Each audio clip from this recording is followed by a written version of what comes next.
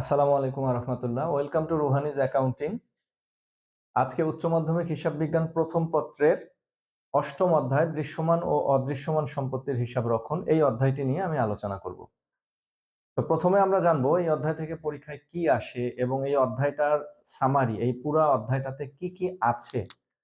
তো এখানে বেসিক্যালি চারটা নিয়ম আমাদের প্র্যাকটিস করতে হবে। সেটা হচ্ছে, একটা হচ্ছে স্থির কিস্তি,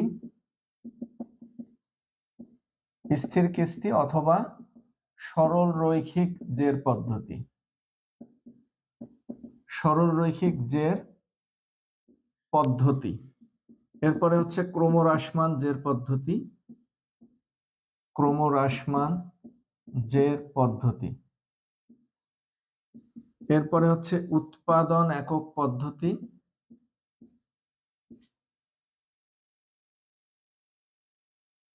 এরপরে এটাকে আমরা যান্ত্রিক ঘণ্টাহার, যদিও এটা আলাদা নিয়ম কিন্তু দুইটা একই রকম, যান্ত্রিক ঘণ্টাহার পদ্ধতি। ফাইনালি হচ্ছে বর্ষ সংখ্যার সমষ্টি পদ্ধতি, বর্ষ সংখ্যার সমষ্টি পদ্ধতি।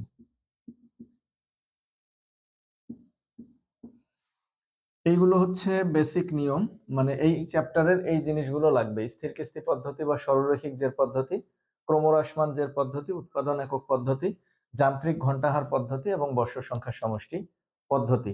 এগুলো তো গেল নিয়ম। এখন অঙ্কে আমাদেরকে কি কি করতে হয়? অঙ্কে করতে হয় হচ্ছে মূলত জাবেদা এবং খতিয়ান। জাবেদা আর এরপরে যেটা চায় সেটা হচ্ছে খতিয়ান। আর হচ্ছে অবচয় নির্ণয় নির্ণয় করে অবচয় সারণী করতে বলে, অবচয় সারণী করতে বলে। তাহলে এই অঙ্কে আমাদেরকে শিখতে হবে মূলত অবচয় সারণী, জাবেদা এবং খতিয়ান।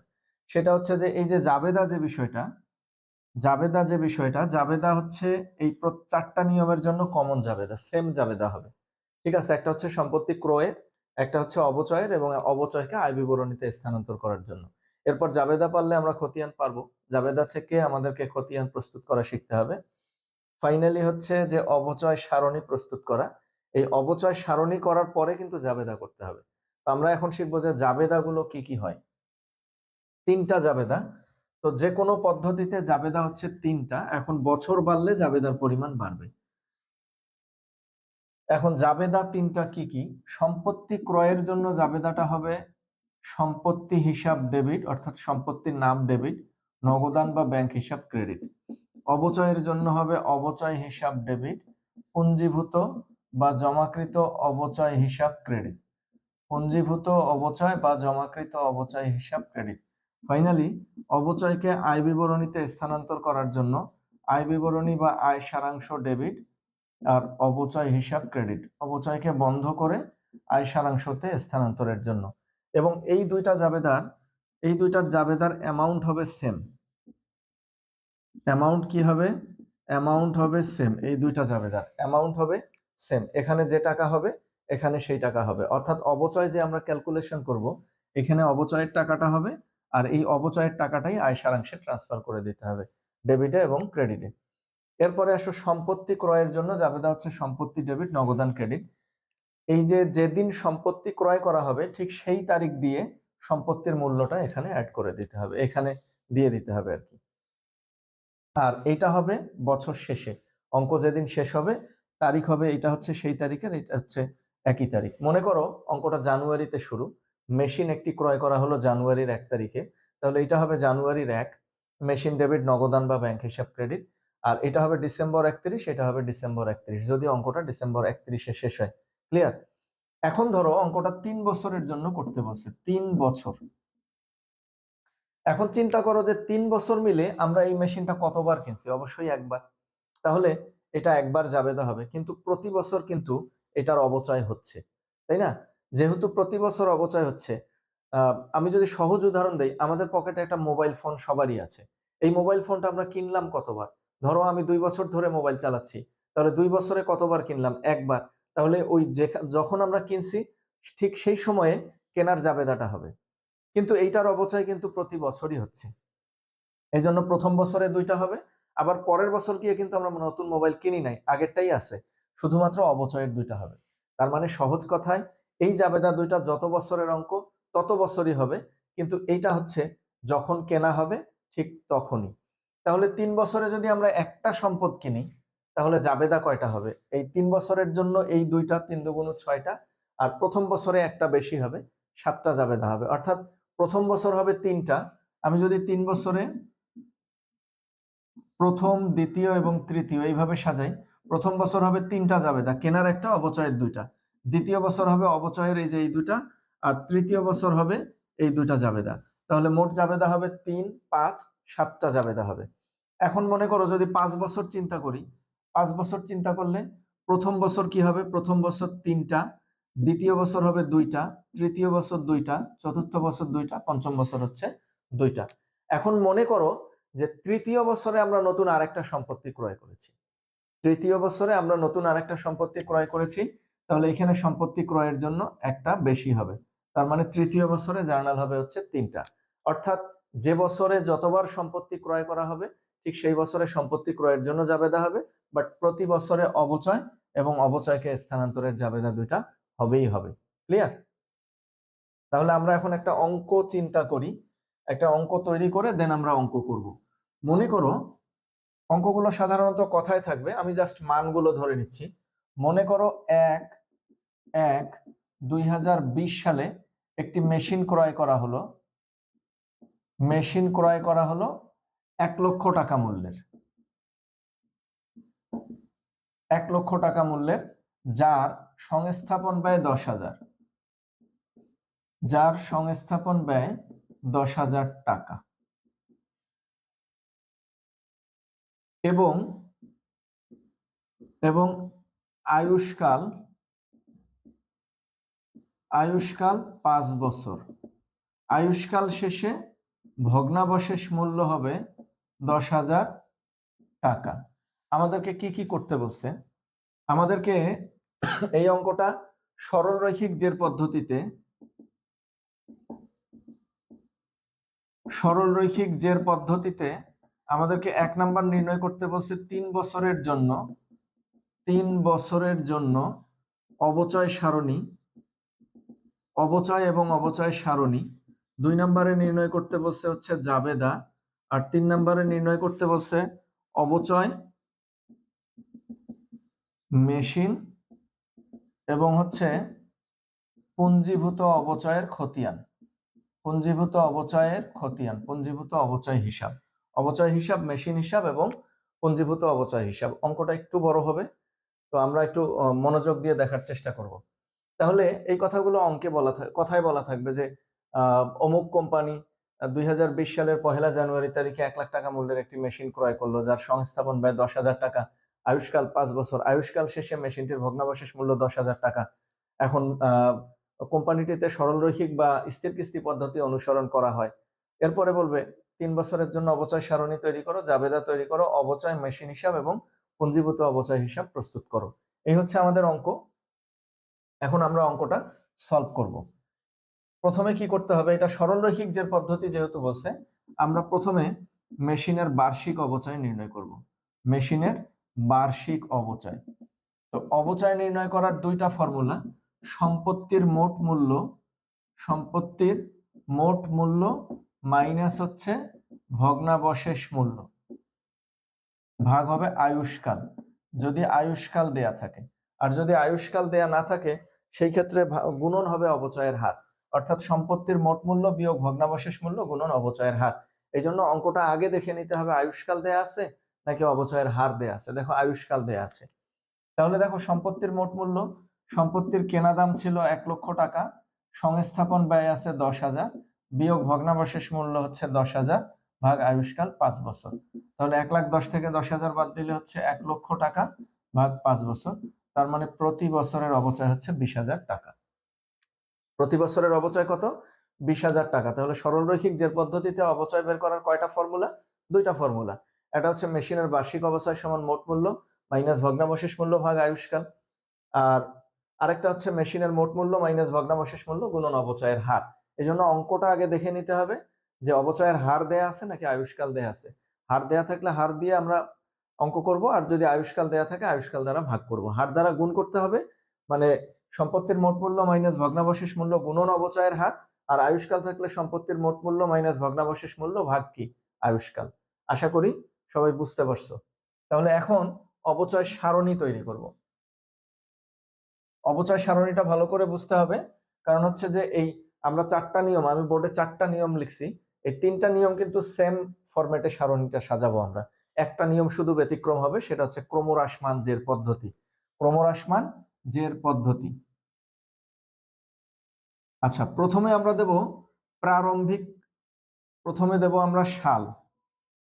প্রথমে হচ্ছে সাল, কত সাল? 2020, তাহলে 20, 21, 22, 2020, 2021, 2022 সাল। এরপরে দেব প্রারম্ভিক মূল্য। প্রারম্ভিক মূল্য, প্রারম্ভিক মূল্য কত টাকা ছিল? সংস্থাপন ব্যয় 10,000, তার মানে এইটা হচ্ছে 1,10,000, এবং সব ঘরে এই 1,10,000 টাকাই বসাবো প্রারম্ভিক মূল্যের ঘরে। এরপরে আমরা বসাবো হচ্ছে অবচয়। তাহলে অবচয় দেখো, আমাদের 1,10,000 বিয়োগ হচ্ছে 10,000 ভাগ 5, তার মানে কত ছিল? 20,000। প্রতি বছর কত হবে? 20,000 টাকা হবে। এরপরে আমরা নির্ণয় করব পুঞ্জীভূত অবচয়। পুঞ্জীভূত অবচয় হচ্ছে অবচয়ের সমষ্টি। তাহলে এটা হচ্ছে 20,000, 20 আর 20 হবে 40,000, 40 আর 20 হবে 60,000 টাকা। ক্লিয়ার? এরপরে আমরা নির্ণয় করব সমাপনী মূল্য। সমাপনী মূল্য মানে হচ্ছে প্রারম্ভিক মূল্য, প্রারম্ভিক মূল্য মাইনাস হবে পুঞ্জীভূত অবচয়। সমাপনী মূল্য সমান প্রারম্ভিক মূল্য মাইনাস হচ্ছে কি? পুঞ্জীভূত অবচয়। তাহলে 1,10,000 থেকে আমরা বাদ দেব হচ্ছে 20,000, 110 বিয়োগ 20, এটা হচ্ছে 90,000 টাকা হবে। এরপরে হচ্ছে 110 বিয়োগ হবে 40, এটা হবে 70,000। তারপরে হচ্ছে পরেরটা হবে 110 বিয়োগ 60, তার মানে 50,000 টাকা। এইটাই হচ্ছে অবচয় সারণী, এবং অবচয় সারণী প্রায় প্রতি বছরই আসে। অবচয় যদি নির্ণয় করতে বলে, তাহলে যদি বলে 3 বছরের অবচয় নির্ণয় করো, এই যে 3 বছরের অবচয়, প্রথম বছরের অবচয় 20,000, দ্বিতীয় বছরের অবচয় 20,000, এবং তৃতীয় বছরের অবচয় হচ্ছে 20,000। নর্মালি যদি নতুন কোনো যন্ত্রপাতি বা সম্পত্তি ক্রয় করা না হয়, অথবা পুরাতন সম্পত্তি বিক্রয় করা না হয়, তাহলে স্থির কিস্তি বা সরলরৈখিক জের পদ্ধতিতে প্রতি বছরই কিন্তু অবচয়ের পরিমাণ সমান হবে। এখানে দেখলেই সেটা তোমরা বুঝতে পারবে যে দেখো 20,000, 20,000 এবং হচ্ছে 20,000। ক্লিয়ার? এটাকে বলবো আমরা হচ্ছে অবচয় সারণী। এখানকার এই জায়গাটা একটু গুরুত্বপূর্ণ জায়গা, যে সমাপনী মূল্য সমান প্রারম্ভিক মূল্য মাইনাস হচ্ছে পুঞ্জীভূত অবচয়। এই যে প্রারম্ভিক মূল্য, পুঞ্জীভূত অবচয়, 1,10,000 থেকে 20,000 বাদ 90,000, 1,10,000 থেকে 40,000 বাদ 70,000, 1,10,000 থেকে 60,000 বাদ এই হচ্ছে 50,000। ক্লিয়ার? তাহলে এখন আমরা কি করতে বলছে? এরপরে জাবেদা। জাবেদা কয়টা হবে 3 বছরে? অবচয় এবং অবচয়কে স্থানান্তরের জন্য 3 দুগুণ 6টা, আর যে সালে মেশিন ক্রয় করা হলো সেটার জন্য একটা 7টা। তাহলে প্রথমে আমরা জাবেদার ছক টেনে নেব। 7টা জাবেদা মেবি এখানে জায়গা হবে না, তারপরেও চেষ্টা করি। তাহলে জাবেদা, এখানে হচ্ছে জাবেদা, এটা হবে তারিখ, এর পরেরটা হবে বিবরণ, এর পরেরটা হচ্ছে খতিয়ান পৃষ্ঠ, এরপরে ডেবিট টাকা, এরপরে হচ্ছে ক্রেডিট টাকা।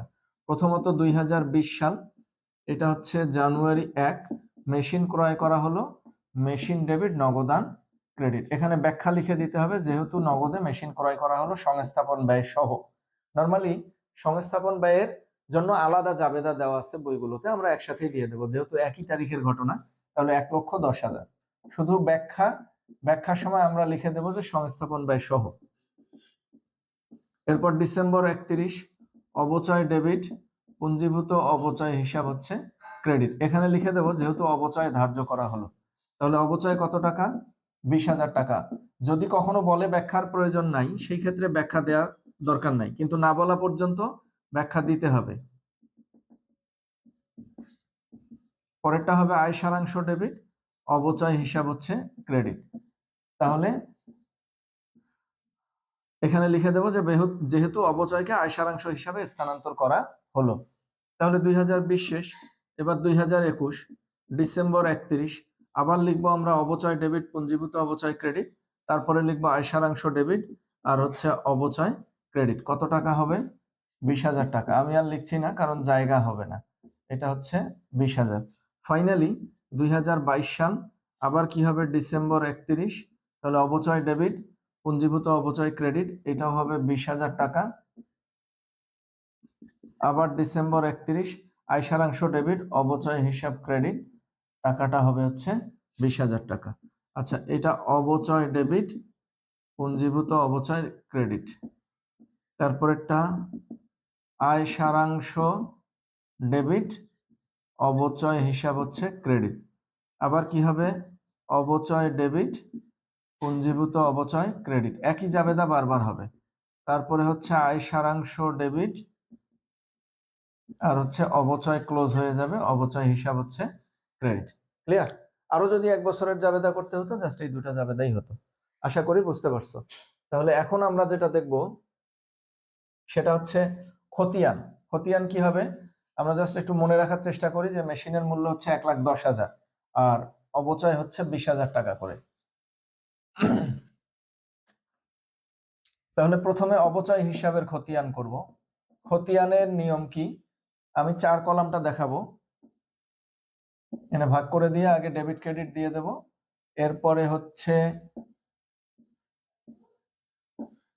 এটা হচ্ছে তারিখ,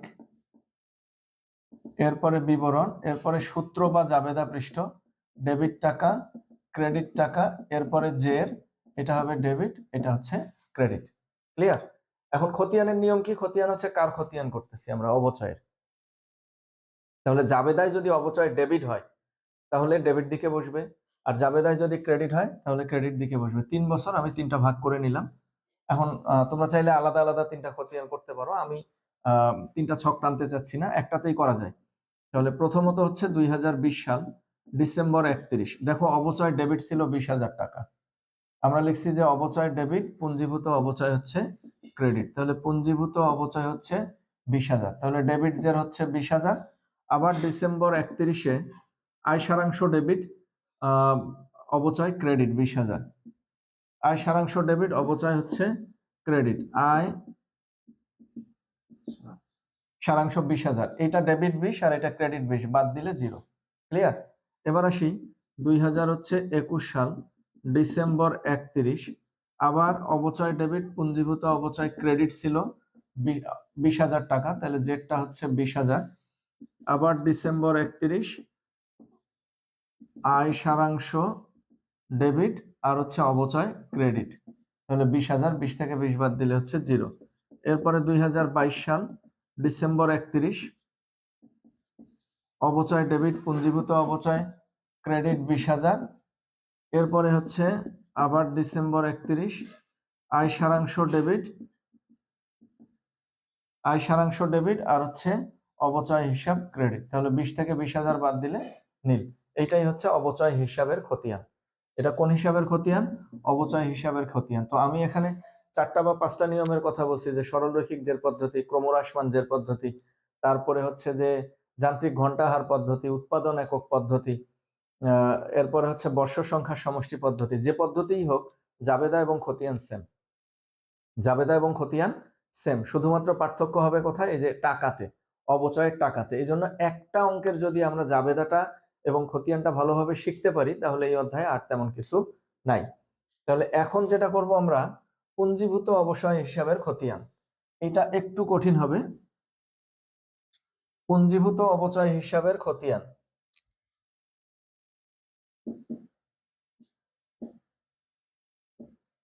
পুঞ্জীভূত অবচয় হিসাব, পুঞ্জীভূত অবচয় হিসাব, এটা ছকটা একটু বড় দিলাম।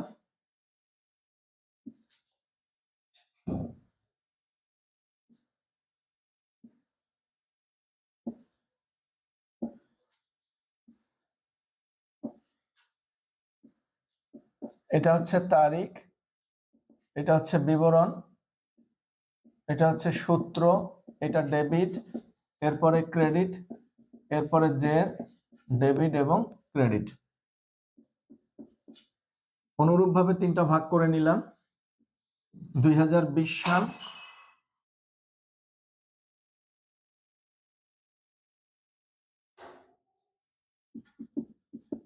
ডিসেম্বর 31 অবচয় হিসাব ডেবিট পুঞ্জীভূত অবচয় হিসাব ক্রেডিট, অবচয় হিসাব ডেবিট, পুঞ্জীভূত অবচয় হিসাব ক্রেডিট। আচ্ছা, তাহলে এখন পুঞ্জীভূত অবচয় হিসাব ক্রেডিট 20,000, তাহলে এইটা হবে হচ্ছে অবচয়, তাহলে ক্রেডিটে হবে 20,000। এখন জাবেদায় দেখো পুঞ্জীভূত অবচয় নামে ওই সালে আর কোনো কিছু নাই। জাবেদায় দেখো পুঞ্জীভূত অবচয় নামে ওই সালে আর কোনো কিছু নাই। অবচয় কিন্তু একটা ছিল ডেবিট আর একটা কি ক্রেডিট। এখানে কিন্তু ডেবিট ক্রেডিট নাই, এখানে শুধুমাত্র কি, শুধুমাত্র হচ্ছে ক্রেডিট। এই জন্য ক্রেডিট 20,000, এই হচ্ছে ক্রেডিটে 20,000। ক্লিয়ার? এরপরে হচ্ছে 2021 সাল জানুয়ারি 1, এই ব্যালেন্সটা কিন্তু আছেই, এই ব্যালেন্সটা আছেই, এটা ব্যালেন্স বিডি, ব্যালেন্স বিডি হচ্ছে 20,000। এখন 21 সালে দেখো আবার ডিসেম্বর 31, অবচয় ডেবিট, পুঞ্জীভূত অবচয় হচ্ছে ক্রেডিট, অবচয় ডেবিট, পুঞ্জীভূত অবচয় ক্রেডিট, তাহলে এই 20 এই যে ক্রেডিট 20, তাহলে কত টাকা হবে? 40,000 টাকা হবে। এরপরে 2022 সাল জানুয়ারি 1, এটা হচ্ছে ব্যালেন্স বিডি, ব্যালেন্স বিডিতে এই যে ব্যালেন্সটা আছে এই 40,000, এবং ডিসেম্বর 31 অবচয় হিসাব 20,000, তাহলে 40 আর 20 কত হচ্ছে? 60,000। 3 বছরের কাজ করতে বলছে, আমাদের কিন্তু কাজ শেষ, তাই না? 3 বছরের কাজ করতে বলছে, আমাদের কাজ শেষ। যেহেতু ব্যালেন্সটা আছে এই জন্য আরেকটা বছর জানুয়ারি 1 ব্যালেন্স বিডি, এই যে এই 60,000 টাকা থাকবে, তাহলে পুঞ্জীভূত অবচয় হিসাবের কাজ শেষ। তাহলে দেখো এই যে 20,000 পুঞ্জীভূত অবচয় একটাই ছিল 20,000, এখানে এসে ওই ব্যালেন্সটা আসবে প্লাস নতুন একটা আসবে, ওই সালে একবার ছিল, তাহলে 20 আর 20 হচ্ছে 40,000। পরে ওই ব্যালেন্সটা আসবে আবার নতুন সালের একটা হচ্ছে 20,000, 40 20 60,000। তাহলে এই হচ্ছে, এখন যেহেতু এই ব্যালেন্সটা জিরো হয় নাই, অবচয় কিন্তু প্রত্যেকবারই জিরো হয়ে গেছে, এই জন্য 3 বছরেই শেষ। যেহেতু জিরো হয় নাই, এই ব্যালেন্সটা রয়ে গেছে, এই জন্য এটাকে আমরা পরের বছরে ট্রান্সফার করে রেখে দেবো। এটা হচ্ছে পুঞ্জীভূত অবচয়ের খতিয়ান। এবার আসি যে মেশিন হিসাবের খতিয়ান, মেশিন হিসাবের খতিয়ানে কি হবে?